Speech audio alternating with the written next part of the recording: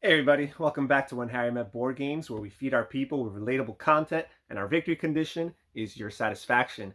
I am Harry, and before we go any further, please don't forget to hit the subscribe button. It's somewhere, I believe, on this part of the screen. Don't forget to hit that button. But today we're gonna start a new series here on this channel on When Harry Met Board Games. Today we're gonna start the, my shelf collection, what's on my shelf series. It's a very popular thing that lots of YouTubers are doing right now, and I figured, hey, let me get in on the action, right? So today we're going to start with what I'm going to term or deem as shelf number one in my collection.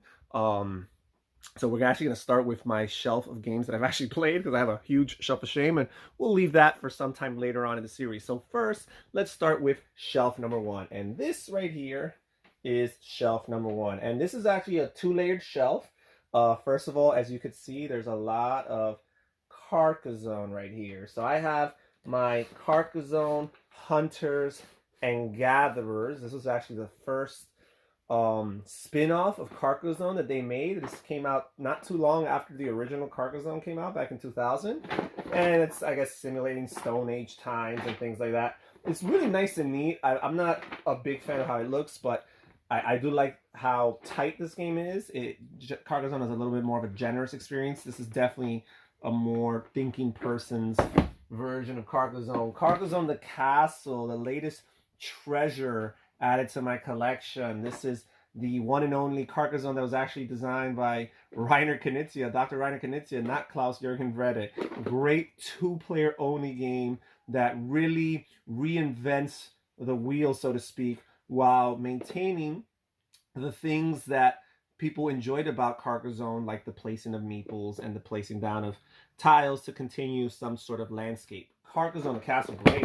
Also Carcassonne Gold Rush. I love Wild West themes, and this is a Wild West themed Carcassonne. Very similar to Carcassonne, except you have a little bit of collecting of resources. You're trying to, mine those mountains for gold, and that adds and contributes to the way you can soar in this game, along with the other things that you're doing. And of course, the grandfather of them all, base Carcassonne, which I actually have all the in-print expansions between that box there and this box over here, which is Carcassonne the Tower.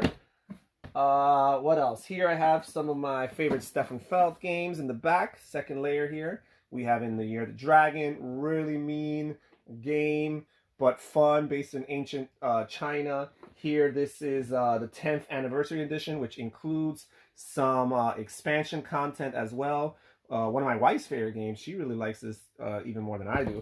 And then I prefer, if I want to play a little mean Feld, I prefer Notre Dame. Really cool card drafting, almost like a worker placement game where you're placing down cubes in different parts of your own little player board, and those cubes trigger certain actions, and the more cubes you have in those spots, the more you can do of that action, so it kind of builds upon itself. Really cool, neat idea. This is also a 10th anniversary edition with expansion content included. Of course, the classic game of Puerto Rico here. Long time #1 game on BGG rankings, where players are, producing goods and shipping them to the mainland and trying to build up their city or their part of the city of San Juan for victory points. Variable phase order, role selection. Just a game about timing and knowing when to do what and why would benefit you more than other players. I enjoy playing this game. I feel like the more you play this game, the more it grows on you. Puerto Rico. And then we have Sola Fide. Okay, this is a Reformation themed game by Jason Matthews, who's known for, games like Twilight Struggle and 1989 and 1960.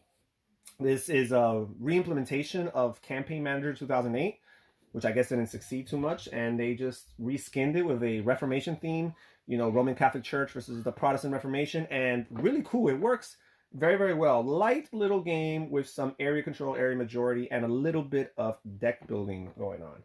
And there's actually one game missing from that. I actually got it ready because I'm going to hopefully play it with my wife later on tonight. So I actually had taken it off from its spot. Oops. taken it off from its spot and placed it on the table. And that is this gem right here, The Castles of Burgundy by Stefan Feld. Oh, this is my favorite Feld game, and it's the #1 ranked one on BGG for a reason. Really good game where players are trying to build their hexagonal grid, which is their estate, which consists of a lot of different types of terrain features, and you're drafting tiles and you're placing tiles onto your player board.